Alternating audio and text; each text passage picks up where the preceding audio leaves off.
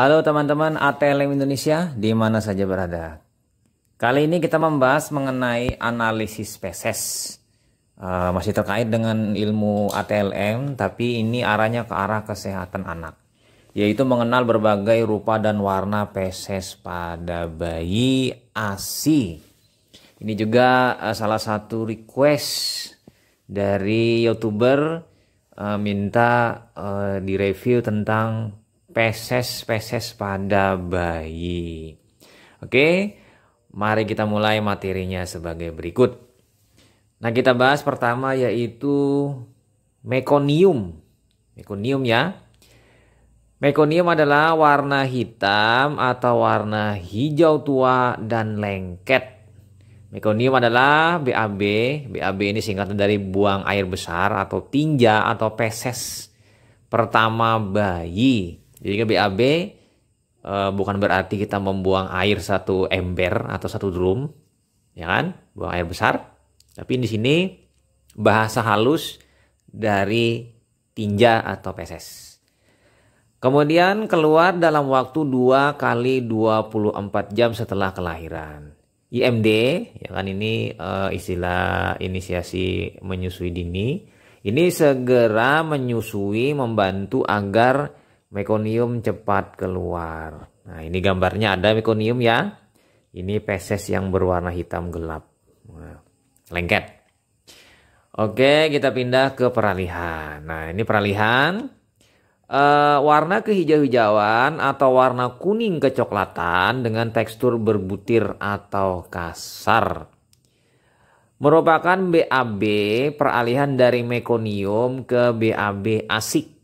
Ini adalah ASI eksklusif. Jadi si bayi diberi dalam beberapa hari ASI eksklusif. Biasanya dimulai pada hari kedua atau ketiga setelah kelahiran, pada saat terjadi perubahan dari kolostrum ke ASI. Bayi mulai BAB minimal 2 kali sehari. Jadi jangan heran ya dengan warnanya seperti ini. Warna hijau-hijauan atau warnanya hijau kekuningan. Lanjut lagi kita masuk ke feses bayi ASI. Nah, bayi dengan asupan ASI. Warna mulai dari kuning muda sampai dengan hijau terang. Kadang cair seperti kuning telur, seperti di gambar ya. Atau agak padat seperti ampas tahu. Nah, mungkin seperti gambar yang di bawah. Atau mengandung butiran-butiran. Atau seperti pasta gigi, ya, saus mustard. Bayi ASI setelah berusia 1 bulan bisa BAB setiap kali menyusu. Atau mulai BAB beberapa hari sekali. Bahkan ada yang lebih dari seminggu sekali. Namun tetap BAB ASI yang normal. Jadi tetap normal ya, walaupun dapat dikatakan seminggu sekali. Ya, biasanya sih beberapa hari. Nah, yang bisa mempengaruhi BAB bayi pada ASI eksklusif apa saja?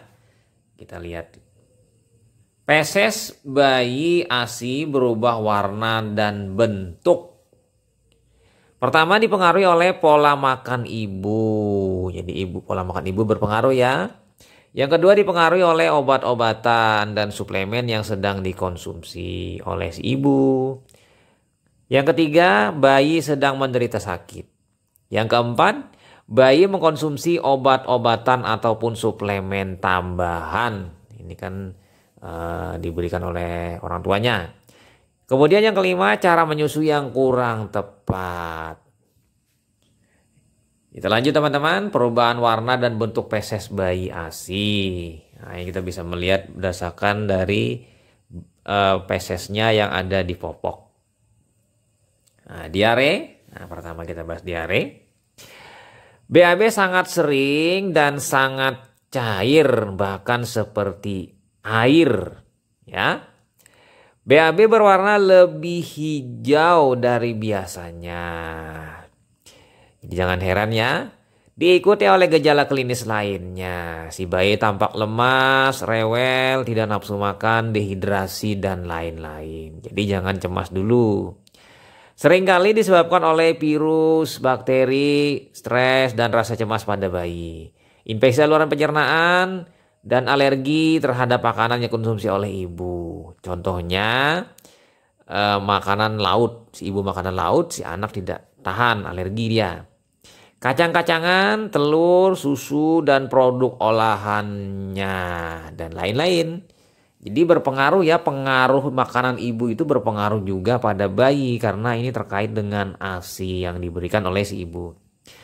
Teruskan pemberian ASI untuk mencegah dehidrasi. Jadi si bayi ya diberi ASI. Karena kalau dehidrasi, diare ini terjadi dehidrasi nanti. Nah, mengenai dehidrasi sudah kita bahas, diare dan dehidrasi kita bahas di materi sebelumnya. Dan mempercepat penyembuhan. Jadi kalau diberi ASI terus-terusan akan mempercepat penyembuhan. Oke, lanjut kita masuk ke sembelit. Ini kebalikannya dari diare. Diare malah akan banyak keluar cairan, mencret. Kalau ini malah susah berak atau sembelit. Bayi ASI eksklusif atau asik hampir tidak pernah sembelit. Sangat jarang ditemukan kasus bayi asik yang mengalami sembelit. Kelainan organ pencernaan. Biasanya BAB berbentuk bulatan-bulatan kecil dan keras. Kadangkala disertai dengan lendir dan darah. Ini bila sembelit ya. Seringkali terjadi pada bayi yang mendapatkan susu formula. Jadi memang beda ya kualitas susu alami dengan susu yang sudah diolah atau formula. Kasus yang ketiga, BAB berwarna hitam. Seringkali disertai dengan gejala sembelit atau konstipasi. Biasanya disebabkan karena bayi mendapatkan tambahan suplemen zat besi. Nah, besi kan.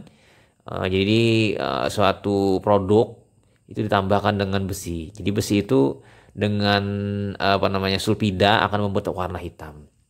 Dalam produk susu formula atau sereal bayi. Jadi ada makanan tambahannya sereal. Bayi asik tidak perlu mendapatkan tambahan zat besi kecuali atas indikasi dokter. Bisa juga sebagai tanda perdarahan di dalam perut atau usus halus. Lihat juga kalau warnanya hitam itu disebabkan oleh besi, bisa juga, tapi bisa disebabkan oleh darah yang lama. Artinya kalau hitam itu dari saluran cerna atas, karena kalau saluran cerna bawah dia merah. Kita pindah, BAB berwarna abu-abu. BAB berwarna abu-abu seringkali dihubungkan dengan gangguan pada fungsi hati dan pankreas. Segera periksa ke dokter apabila bayi mengalami BAB seperti ini. Karena BAB abu-abu ini gangguan nanti di saluran hati ya. Hati mengalami gangguan. Dia terkait dengan pigmen hati. Jadi BAB-nya tidak terwarnai karena fungsi hati yang terganggu. Kita pindah, BAB berwarna hijau. Bayi yang menderita sakit kuning kadang-kala menghasilkan BAB yang berwarna gelap dan kehijau-hijauan. Jadi kalau kuning si bayi tadi kena ikterus atau kena istilahnya itu jaundice, ya kan? Itu karena kenaikan dari bilirubin. Bayi yang menderita alergi terhadap jenis makanan yang dikonsumsi oleh ibu, misalnya susu sapi atau produk olahannya, biasanya disertai dengan gejala alergi lainnya seperti bintik-bintik merah pada kulit, ruam popok. Jadi ini gejala yang diperlihatkan oleh bayi alergi terhadap protein atau produk dari susu dan olahannya yang diminum oleh si ibu. Nah, ini akan mempengaruhi ke si bayi. Kemudian lagi terjadi gangguan pencernaan yang disebabkan oleh virus bila BAB juga berwarna hijau ataupun bayi sedang mengalami fase tumbuh gigi. Biasanya disertai dengan lendir. Terjadi ketidakseimbangan antara asupan ASI awal, formilk, dan ASI akhir, handmilk. Biasanya BAB cenderung berbusa. Ini teman-teman, cenderung berbusa. Oke, kita pindah, BAB berwarna merah. Darah yang tampak pada bagian luar BAB berwarna merah dan tampak seperti noda-noda kecil.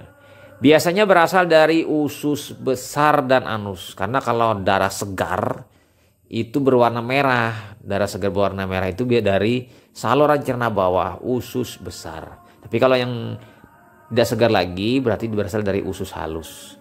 Mungkin warnanya tidak lagi merah, mungkin kehitaman. Darah yang sudah bercampur dengan BAB berwarna lebih gelap, merah tua, coklat tua, hitam atau merah marun. Biasanya berasal dari saluran pencernaan atas. Ini adalah di usus halus atau juga mungkin di akibat perdarahan lambung misalnya. Apabila BAB terus-menerus mengandung darah atau darah bertambah dan darah bercampur dengan lendir, segera hubungi dokter. Lanjut lagi kita pindah. Masih BAB berwarna merah. Penyebab darah dalam BAB itu pertama sembelit. Terjadi luka pada anus bayi. Atau ibu menderita puting lecet atau luka. Atau sumbatan ASI. Atau juga alergi terhadap makanan yang dikonsumsi oleh ibu. Contohnya susu sapi dan produk olahannya. Mungkin juga bayi mendapatkan tambahan vitamin atau suplemen fluoride. Atau yang lain terjadi alergi laktosa karena infeksi saluran pencernaan. Infeksi saluran pencernaan berarti ada bakteri ya yang menginfeksi. Mungkin juga diare yang disebabkan oleh berbagai macam bakteri.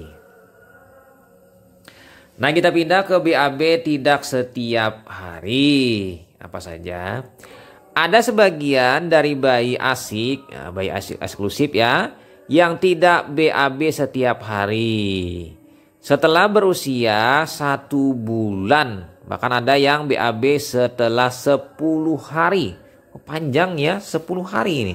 Lebih dari seminggu. Komposisi ASI sangat mudah dicerna, ya kan? Sehingga dibutuhkan waktu agak lama untuk mengumpulkan ampas ASI. Jadi ampasnya sangat sedikit. Sehingga lama sekali dikumpulkan sehingga si bayi itu perlu lebih dari 1 minggu untuk buang air besar atau BAB. Kita pindah lagi. Bayi tetap aktif, ya kan, tidak menderita demam atau menunjukkan gejala sakit. Tidak lemas atau menangis terus karena kesakitan. Perut tidak keras dan membuncit dan bentuk serta warna BAB tetap normal. Ini tidak masalah ya, ini tidak begitu prinsip ya. Kemudian bayi tidak perlu dirangsang, baik dengan memberikan asupan tertentu atau secara manual merangsang anus untuk BAB. Jadi tidak perlu dipaksa dia BAB ya, karena memang BAB-nya ini karena tadi ampas ASI sedikit. Jadi pijat bayi bisa dilakukan. Nah, itu kira-kira teman-teman mengenai berbagai rupa feses pada bayi. Semoga memberi manfaat bagi teman-teman yang sedang memiliki bayi atau baru saja melahirkan dan menambah pengetahuan teman-teman ATLM. Misalnya ada analisis feses pada bayi misalnya. Oke, itu saja teman-teman. Semoga memberi manfaat bagi teman-teman ATLM Indonesia. Jangan lupa bunyikan lonceng notifikasi. Sampai jumpa di video-video selanjutnya. Salam hebat ATLM Indonesia. Saya Ahmad Lai pamit. Bye.